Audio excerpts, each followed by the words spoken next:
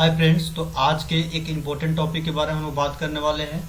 आज के वीडियो में हम लोग इम्पोर्टेंट टॉपिक के ऊपर बात करेंगे, वैद्युत विभव एवं धारिता। वैद्युत विभव एवं धारिता क्या होता है? तो सबसे पहले ऑब्जेक्टिव करने से पहले थोड़ा सा जानकारी के लिए बता दें कि वैद्युत धारिता क्या होता है।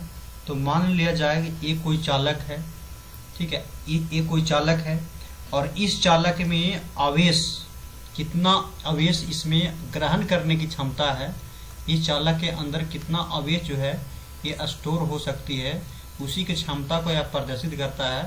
ठीक है, चालक की धारिता।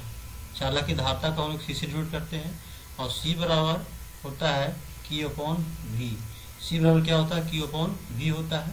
तो Q अपॉन V होता है। चलिए, तो हम लोग अब ऑब्जेक्टिव की तरफ देख लेते हैं। अच्छा, इसे यदि हम ऐसा यूनिट देखें तो कुलाम का क्या हो जाएगा?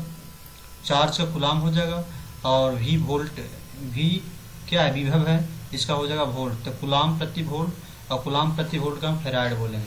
चलिए हम लोग देख लेते हैं ऑब्जेक्टिव के रूप में। दो समान धारिता, ठीक है, दो समान धारिता है। तो मान लीजिए कि C1 और C2 दो समान धारिता है और दोनों को धारिता क्या है? इक्वल है और समांतर क्रम में जोड़ा गया है, तो उसका समतुल्य धारिता क्या होगी? बहुत इंपॉर्टेंट है। अच्छा, इसमें दो कैपेसिटर लगा हुआ है, एक पैरेलल में बोलेगा और कभी आपसे बोलेगा सीरीज में बोलेगा। तो इसका इक्विवेलेंट क्या होगा, यानी समतुल्य धारिता क्या होगा? यदि पैरेलल यहाँ पे है तो इसको हम डायरेक्ट ऐड कर देंगे, C1 प्लस में C2 कर देंगे। अब दोनों का वैल्यू इक्वल दे दिया हुआ है, तो C1 प्लस क्या हो जाएगा? C1 प्लस C2 बराबर C plus C equal to 2C हो जाएगा। अब यदि इसी को सीरीज में बोलता, ठीक है, श्रेणी क्रम में बोलता, तो 1/C1 प्लस 1/C2 हो जाता है। ये सीरीज वाला में हो जाता है और जो आंसर आता है बटा में करके इसको उलट देते, वो आपका आंसर होता है। तो चलिए, इस सवाल का आंसर क्या हो गया? C प्लस C क्या हो गया? 2C हो गया। यदि इसको श्रेणी क्रम में बोलता तो C/2 हो जाता। देखिए दूसरा सवाल क्या है? 1 माइक्रोफैराड धारिता वाली, ठीक है, दो पट्टिकाओं के बीच में विभवांतर कितना है, यानी पट्टियों के बीच में विभवांतर कितना है? 1 वोल्ट है। तो पूछ रहा है कि आवेश का मान क्या होगा। देखिए माइक्रोफैराड दिया हुआ है, धारिता है, तो C बराबर कितना दिया हुआ है? 1 माइक्रोफैराड दिया हुआ है। यहाँ से विभवांतर का वैल्यू, V का वैल्यू कितना है? V का वैल्यू जो है 1 वोल्ट है। और चूंकि हम लोग किसका वैल्यू निकालना है भाई? तो Q का मान हम लोग का निकालना है। तो चूंकि हम लोग जानते हैं C बराबर Q अपॉन V होता है, तो C का वैल्यू, Q का वैल्यू निकालना है। यहाँ से Q का मान यदि निकालना रहे तो Q equal to C into V हो जाएगा।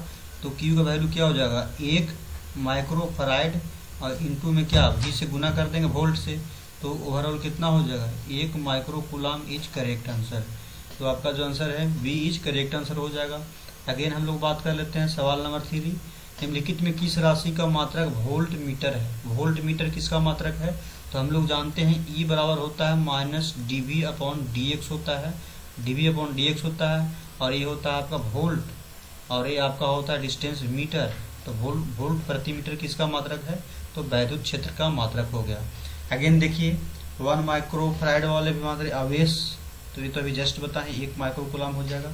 अगेन हम लोग देख लीजिए विद्युत धारिता का मात्रा क्या होता है। अभी जस्ट बताया कि वैद्युत धारिता किसी चालक में आवेश ग्रहण करने की क्षमता को वैद्युत धारिता कहते हैं और धारिता को हम लोग फार्मूला Q अपॉन V से डिनोट करेंगे।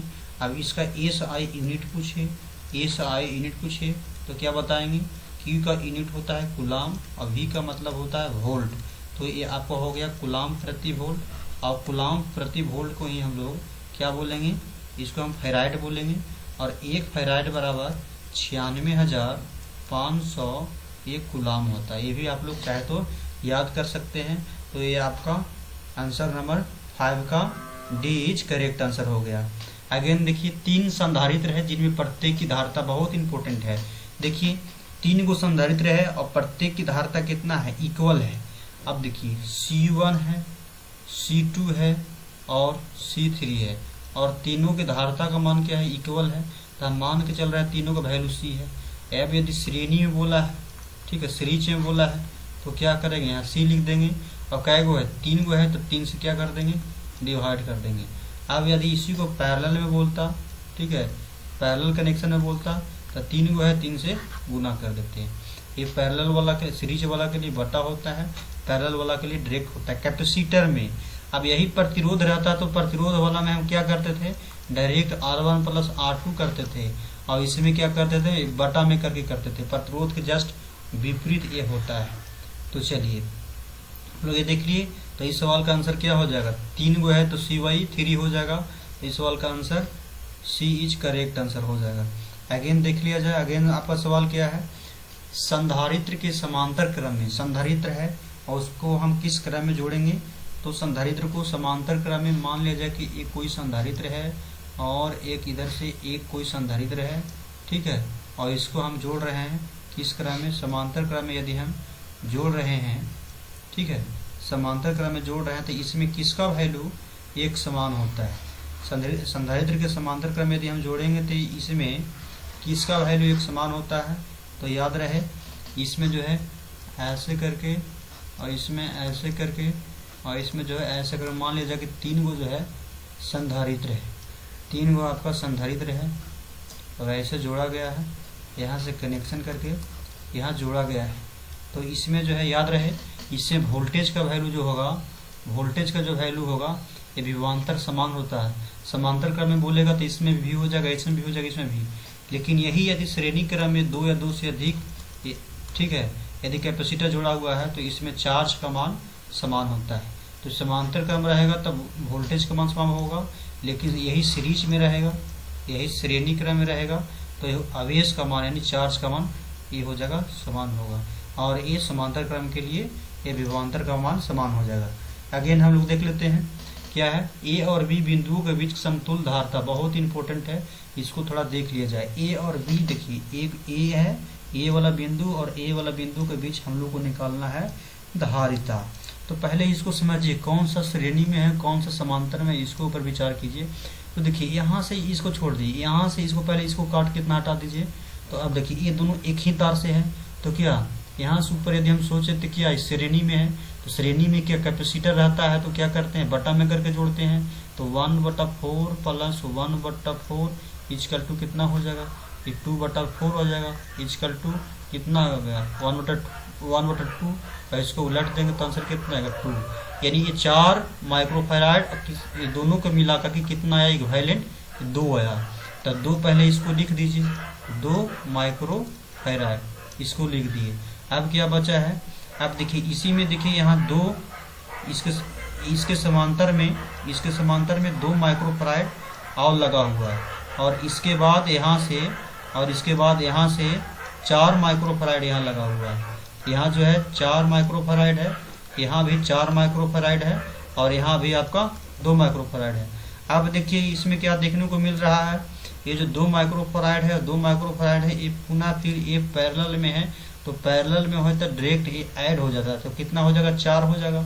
अब देखिए ये पैरेलल में है तो ये मिल करके एक श्रेणी में बन जाएगा। तो यहाँ से हम लोग ऐसे और ऐसे और ऐसे हम कर सकते हैं, ये 4 माइक्रोफैराड 4 माइक्रोफैराड 4 माइक्रोफैराड, और इसको ऐड करेंगे तो कितना हो जाएगा 4/3, क्या है 4 वो है और सभी के क्या है इक्वल है, तो 4/3 हो जाएगा 4/3। ऐसे भी इसको कर सकते हैं ना, 1/4 प्लस 1/4 प्लस 1/4 ऐड करके फिर उलट देंगे, ठीक है। तो 4/3 microfarad is correct answer. Again देख लीजिए ये भी बहुत इंपॉर्टेंट है, इसको ऊपर भी हम थोड़ा विचार कर लेते हैं। ए और बी के बीच देखिए ये दोनों क्या है, ये दोनों आपका पैरेलल में है, तो पैरेलल में होता है तो क्या करते हैं डायरेक्ट ऐड करते हैं, तो यहाँ पे डायरेक्ट ऐड हो जाएगा। तो ये आपका क्या हो गया 5 माइक्रोफैराड और यहाँ पे 4 माइक्रोफैराड। अब ये दोनों क्या हो गया श्रेणी में हो गया। अब श्रेणी में रहता है तो क्या करते हैं बटा में करके जोड़ते हैं, तो 1/5 प्लस 1/4 इजकल टू एलसीएम ले लेंगे 20, और 4 प्लस में 5 हो जाएगा, यानी 9/20 इजकल टू उसको उलट देंगे तो 20/9, तो 20/9 microfarad is correct answer. Again हम लोग देख लेते हैं विद्युत विभव बराबर होता है, तब विद्युत विभव को हम लोग V से डिनोट करते हैं, और V बराबर क्या होता है W/Q होता है, V बराबर W/Q। यदि इसका यूनिट के बात करें तो ये जूल हो गया और ये हो गया कूलाम, और जूल प्रति कूलाम को हम बोलते हैं वोल्ट बोला जाता है। जूल प्रति कूलम को क्या बोलेंगे, वोल्ट बोलेंगे। अच्छा, इसका यदि डायमेंशन फॉर्मूला कभी पूछे तो याद रहे W बराबर W अपन Q होता है, तो W को होता है ml² t-2 और Q का क्या होता है 80। इसके आधार पर हम लोग कैलकुलेट कर लेंगे तो ml² t- हो जाएगा 3 और a के पावर -1 इज करेक्ट आंसर। ये डायमेंशन फार्मूला हो गया।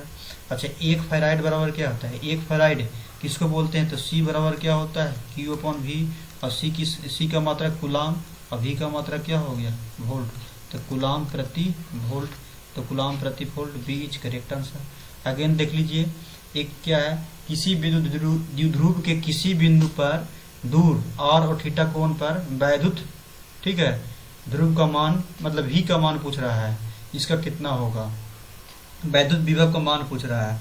तो याद रहे कि मान लिया जाए एक कोई डाइपोल है, वैद्युत द्विध्रुव है और यहाँ से किसी बिंदु पर, और यहाँ से मान लिया जाए कि थीटा एंगल पर एक कोण पे है और इसका चार्ज जो है माइनस है और यहाँ पे प्लस है, बीच के डिस्टेंस 2a है, तो ये a हो जाएगा, ये a होगा और r दूरी पर यहाँ थीटा एंगल पर कोई पॉइंट P है, तो इस पॉइंट पर इस वैद्युत द्विध्रुव के कारण कितना होगा, तो आप लोग को जानकारी होगा V बराबर k